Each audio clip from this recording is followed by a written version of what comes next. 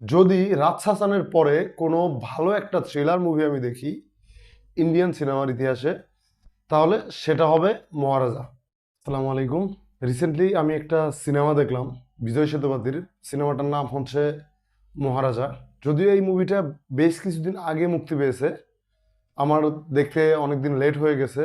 আসল কথা হচ্ছে যে এই মুভিটা সম্পর্কে ঠিক সেভাবে আমি জানতামই না, সত্য কথা যেটা। কিন্তু যখন এই মুভিটার একটা রিভিউ আমার সামনে পড়লো, তখন দেখলাম যে বিজয় সেতুপতির একটা মুভি, সেটা অবশ্যই আমার দেখা উচিত। কেননা বিজয় সেতুপতি হচ্ছে আমার অন্যতম পছন্দের একজন অভিনেতা। ইন্ডিয়ার যতগুলো অভিনেতাকে আমি খুব পছন্দ করি, যাদের মুভি আমি খুব বেশি পরিমাণে দেখি, তার মধ্যে ফাহাদ ফাসিল, বিজয় সেতুপতি অন্যতম।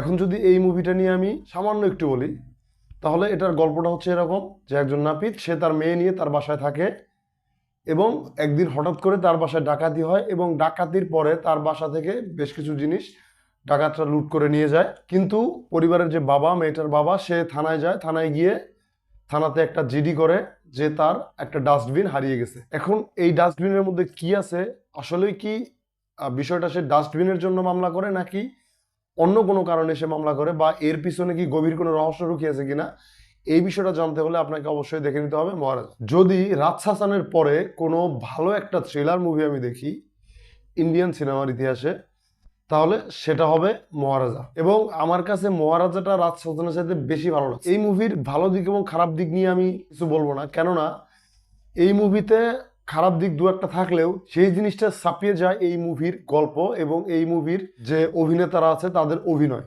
বিশেষ করে এই মুভিতে বিজয় সেতুপতি তার ক্যারিয়ারের ওয়ান অফ দ্য বেস্ট অভিনয় তিনি করেছেন। বিজয় সেতুপতি যে একজন জাত অভিনেতা, তার আরেকবার প্রমাণ তিনি এই মুভির মাধ্যমে দিয়েছেন। এই মুভিতে তিনি মূলত একটা গম্ভীর চরিত্রে অভিনয় করেছেন। তার ক্যারেক্টারটা হচ্ছে এরকম যে সে খুব বেশি কথা বলে না, সে খুব চুপচাপ। সে কি কোনো ট্রমার কারণে চুপচাপ নাকি, এই বিষয়গুলো জানতে হলে তো অবশ্যই আপনাকে এই মুভিটা দেখতে হবে। এই মুভিতে অনুরূপ কাশ্যপ যে অভিনয়টা করেছেন সেটা দুর্দান্ত লেভেলের। বিশেষ করে ক্লাইম্যাক্স সিনে তিনি যে তার পারফরমেন্সটা দিয়েছেন, আমার মনে হয় তার ক্যারিয়ারের one of the best performance হচ্ছে সেটা। বিজয় সেতুপতির কথা আলাদা করে আমার মনে হয় বলার প্রয়োজন নেই, কেননা বিজয় সেতুপতি তার প্রত্যেকটা সিনেমাতেই সে তার বেস্ট পারফরমেন্সটা সে দেয়। সেটা হোক খুবই অ্যাভারেজ মানের সিনেমা বা হোক খুবই বিগ বাজেটের সিনেমা।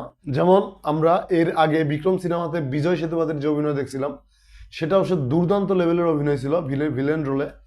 এবং হিরোর রোলে সে যত সিনেমাগুলোতে অভিনয় করেছেন, তার অভিনয়গুলো দুর্দান্ত লেভেলের হয়, আমরা সবাই জানি। এখন এই মুভিটা যখন আপনি দেখতে শুরু করবেন, প্রথম আধা ঘন্টা বা 40 মিনিট বা 1 ঘন্টার মতো আপনার মনে হবে যে এই এই ক্যারেক্টারগুলোকে কি সত্যি এই মুভিতে দেখানোর প্রয়োজন আছে, নাকি এগুলো জাস্ট এমনিতেই দেখিয়ে দিচ্ছে। যখন আপনি আস্তে আস্তে 1 ঘন্টা পার হবে, 1 ঘন্টার পরে যখন আপনি মুভির ভিতরে ঢুকবেন, তখন অবশ্যই আপনি বুঝতে পারবেন যে না, এই ক্যারেক্টারগুলোকেও এই সিনেমাতে দরকার ছিল।